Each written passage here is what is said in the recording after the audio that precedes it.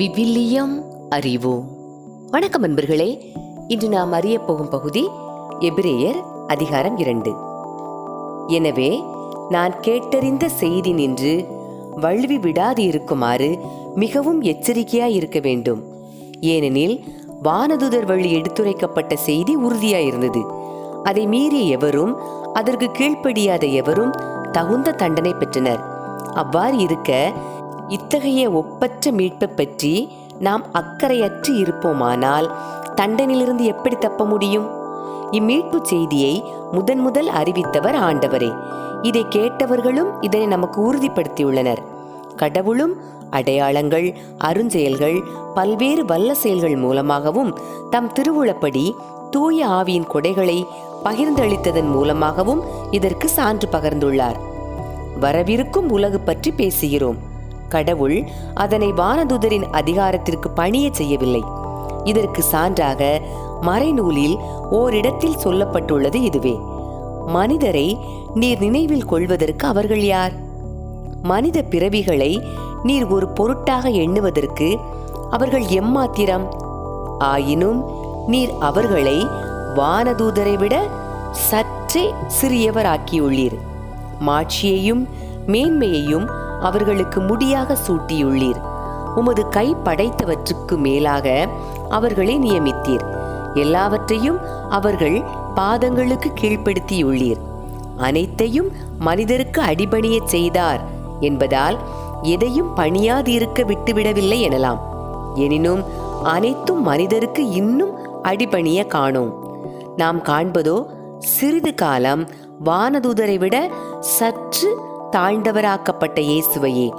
இவர் துன்புற்று இறந்ததால் மாட்சியும் மாண்பும் இவருக்கு முடியாக சூட்டப்பட்டதை காண்கிறோம்.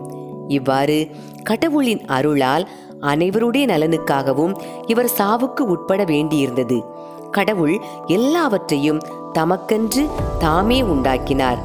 அவர் மக்கள் பலரை மாட்சியில் பங்கு கொள்ள அழைத்து செல்ல விரும்பிய போது அவர்களது மீட்பை தொடங்கி வழி நடத்துபவரை துன்பங்கள் மூலம் நிறைவுள்ளவராக்கினார். இது ஏற்ற செயலே. தூய்மையாக்குகிறவர் தூய்மையாக்கப்படுவோர் அனைவருக்கும் உயிர் முதல் ஒன்றே. இதனால் இயேசு இவர்களை சகோதரர் சகோதரிகள் என்று அழைக்க வெட்கப்படவில்லை. உமது பெயரை என் சகோதரர் சகோதரிகளுக்கு அறிவிப்பேன், சபை நடுவே உம்மை புகழ்ந்து பாடுவேன் என்று கூறியுள்ளார் அன்றோ? மேலும் நான் அவர் மேல் என் நம்பிக்கையை நிலைநிற்கச் செய்வேன் என்றும், இதோ நானும் கடவுள் எனக்கு அளித்த குழந்தைகளும் அவ்வாறு செய்வோம் என்றும் அவர் கூறியுள்ளார். ஊனும் இரத்தமும் கொண்ட அப்பிள்ளைகளைப் போல் அவரும் அதே இயல்பில் பங்கு கொண்டார்.